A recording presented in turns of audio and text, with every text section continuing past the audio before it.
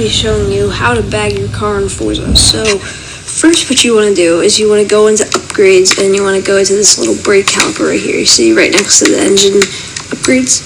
So you want to do that. As I already have on, you should get rally suspension, and then I already have it applied. So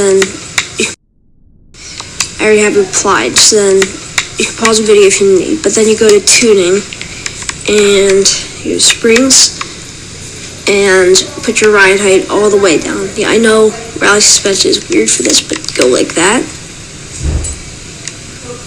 And then the car should be kind of bagged, if you want to say that, but there you go, and like bounces around like any good bagged car should. So, hope you found this helpful.